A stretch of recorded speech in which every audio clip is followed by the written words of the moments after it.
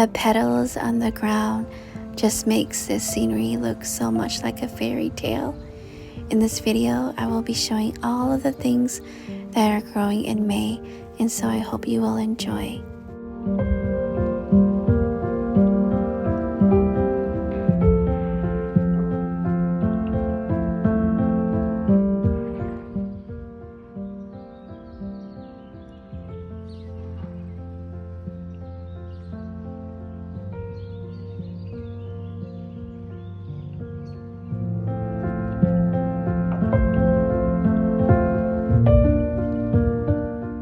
So my husband's parents are avid gardeners.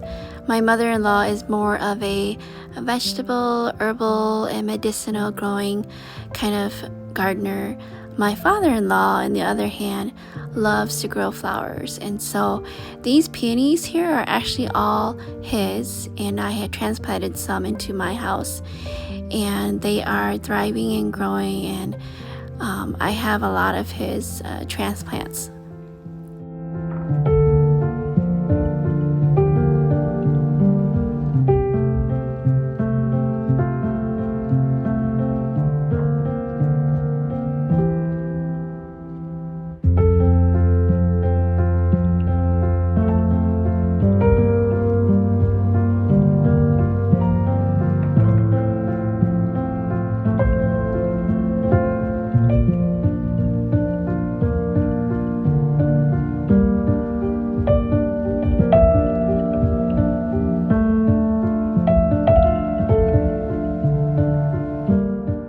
I think it's so amazing to see how much and how fast your garden can change over time. This was just like a matter of weeks and my garden just filled in. I do have to admit that I have an addiction to the Baptisia plant. It is a type of legume plant that absorbs nitrogen and then it goes down to its roots and releases it to the ground, and so it basically is a self-sufficient plant. It can grow in any type of soil. It doesn't need a lot of fertilizer, and the only one drawback is that when you plant a Baptisia, you want to make sure you find a permanent spot for it. It does not like to be transplanted.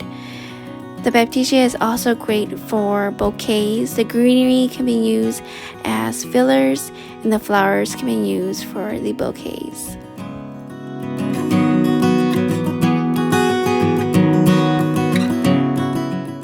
This year, I want to grow more native plants in my garden, and so this one is the Canada anemone, and I picked it because of the beautiful white flowers. This is another native plant I am adding into my garden. It is the black-eyed Susan Rebecca, and when I first planted it in this spot here, it got hot one day and it was droopy and very sad. That was my fault. I didn't mulch it, and so I quickly mulched around it, watered it in, came back to see it the next day, and it was perky and fine. Rebecca's are heat tolerant and drought tolerant, and so I think it'll be very happy here in this corner. It's very dry in this corner, very hot. The heat just radiates off of my house, and the soil is very sandy, and so I think this is the perfect spot for the Rebecca.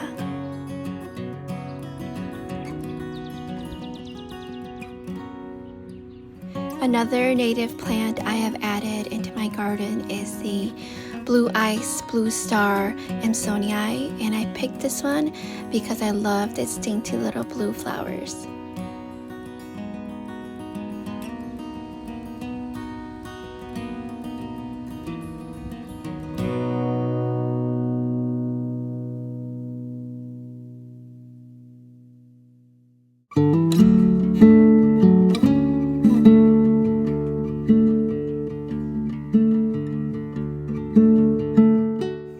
This incredible hydrangea has been very challenging to grow the last couple of years.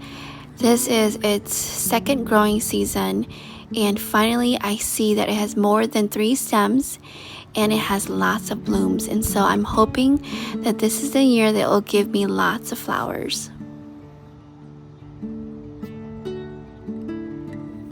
This year I wanted to add more color into my garden, and so I am trying out the Supertunia Vista bubblegum, which I hear all over YouTube is a very vigorous grower, will be huge, and will be definitely a showstopper.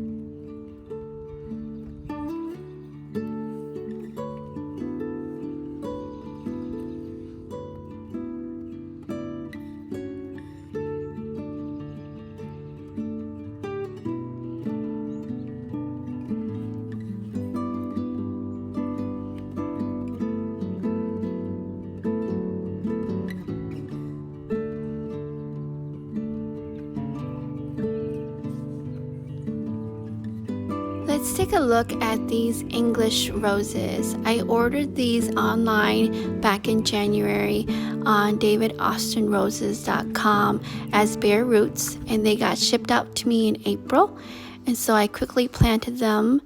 This one is the Roald Dahl English Rose, and I got this because of the antique yellow color. It's so beautiful. Just can't wait to see it get big. And this next one is the Alnwick English Rose, and I got this one because of its pink and coral colors. As you can see, there's already buds growing on them, but I don't think they will flower. Both of these flowers are very new to my garden, and so this year they may just be sleeping, and next year hopefully they'll creep. In the third year, hopefully they will be beautiful and lush and blooming.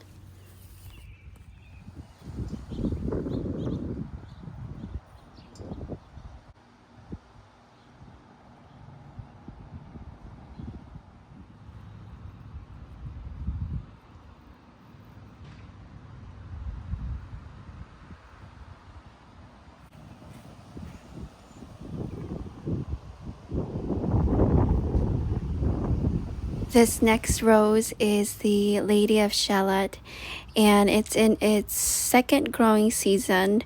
Last year, it got eaten alive by all of these caterpillars or worms, and I really thought that it died, but it came back and it's thriving and surviving, and so I'm hoping that it will continue to do so I can see some beautiful blooms.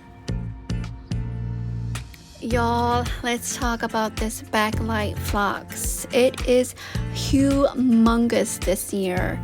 It is going to be its 30 by 30 full grown shape this year. I am so excited, and I can't wait to see all of the blooms and to smell all of the fragrance. It is very sweet.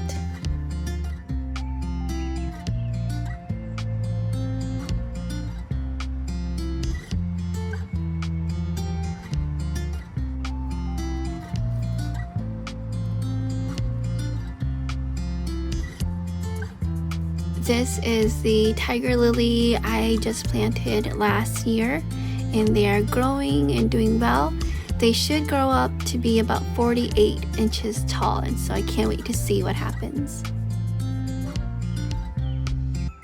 To be honest, I don't know what this mystery plant is. I thought I killed the Shasta daisies that used to be here, but I don't think these are Shasta daisies.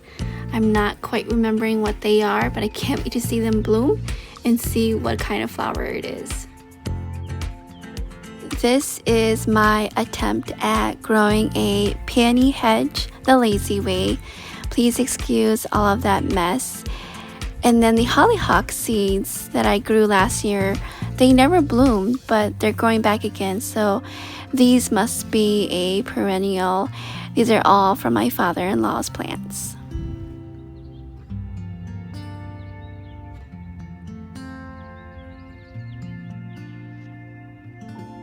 The dahlia patch here is growing and surviving so far. All of the smaller plants right there are the Floret Farmer Bee's Choice Dahlia that I grew from seeds, and they're still alive. They were neglected by me, and I'm pretty surprised that they're still growing. There is something I noticed that's eating my cafe au lait, and so I might have to put some coffee grounds down.